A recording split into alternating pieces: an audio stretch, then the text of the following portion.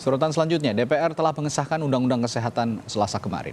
Sepanjang pembahasannya, RUU Kesehatan mengalami penolakan dari berbagai pihak, terutama 5 organisasi profesi di Indonesia. Karenanya Menteri Kesehatan membuka diri bagi pihak yang memiliki argumen berbeda soal Undang-Undang Kesehatan asal disampaikan dengan cara yang sehat. Selanjutnya, kami akan menanyakan kepada fraksi lainnya, apakah rancangan undang-undang tentang kesehatan dapat disetujui untuk disahkan menjadi undang-undang? Setuju?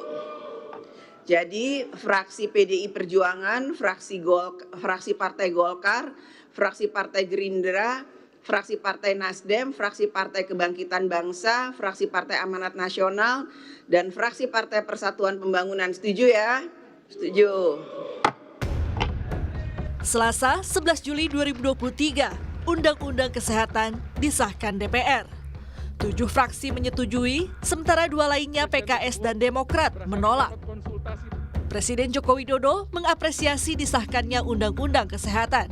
Jokowi yakin pengesahan aturan itu mampu jadi bagian reformasi di bidang pelayanan kesehatan, serta berharap kekurangan dokter di berbagai daerah di Indonesia bisa segera dipenuhi. Undang-undang Kesehatan kita harapkan setelah dievaluasi dan dikoreksi di DPR, saya kira akan memperbaiki reformasi di bidang pelayanan kesehatan kita, dan akan kita harapkan kekurangan dokter bisa lebih dipercepat, kekurangan spesialis bisa dipercepat. Saya kira arahnya ke sana. Sebelum disahkan kemarin, pro kontra mewarnai pembahasan rancangan Undang-Undang Kesehatan. Penolakan terjadi di luar gedung DPR saat anggota parlemen menggelar rapat paripurna. Para tenaga kesehatan ini mengancam akan mogok nasional jika RUU Kesehatan disahkan DPR. Soal ancaman mogok, Menteri Kesehatan Budi Gunadi Sadikin Menkes menilai wajar adanya perbedaan pendapat soal pengesahan Undang-Undang Kesehatan. Menkes siap mendengarkan argumentasi dari berbagai pihak asal dengan cara yang sehat dan intelektual. Yang kita sama-sama mesti sadari adalah, ya berbeda pendapat itu wajar, sampaikanlah dengan cara yang sehat dan intelek.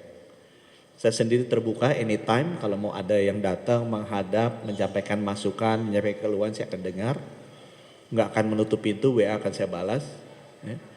Tapi kita juga mesti sadar bahwa kita belum tentu selalu sama. Ya, kita belum tentu selalu sama. Masing-masing punya argumentasi yang berbeda-beda. Ketua PB Ikatan Dokter Indonesia Adip Humaydi menilai proses pembahasan RUU tidak transparan, serta ada sejumlah substansi yang belum mencerminkan kebutuhan dari permasalahan kesehatan di Indonesia. Adip menyinggung soal surat tanda registrasi atau STR untuk tenaga kesehatan maupun medis yang berlaku seumur hidup. Ketentuan ini dianggap mengubah sertifikasi ulang lewat penerbitan STR tiap 5 tahun sekali yang sudah berlaku. Lebih lanjut, ketentuan baru dianggap menghilangkan wewenang organisasi profesi, sebab pemerintah dapat menerbitkan surat tanpa rekomendasi ID. Oleh karena itu, Adip berencana menempuh judicial review ke Mahkamah Konstitusi. Masih syarat dengan permasalahan. Kalau umpamanya ini tidak kemudian menjadi sebuah perhatian, maka upaya-upaya perjuangan kita tetap akan kita lakukan. Kita akan tetap mengawal terkait dengan proses hukumnya. Apakah itu Mahkamah Konstitusi melalui judicial review? Apakah upaya untuk mendorong pencabutan undang-undang?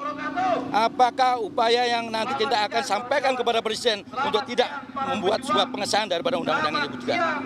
Dan ini adalah sebagai bagian dari upaya perjuangan kita. Dan sekali lagi, ini tentunya bukan hanya dari kami 5 organisasi profesi. Kita bersama dengan kelompok-kelompok masyarakat sipil yang lain juga. Sejumlah organisasi profesi menyiapkan aksi mogok kerja sebagai respons atas sahnya Undang-Undang Kesehatan. Namun, opsi terbaik agar tidak merugikan pelayan kesehatan tentu saja melalui mekanisme konstitusional. Tim Liputan, Kompas TV.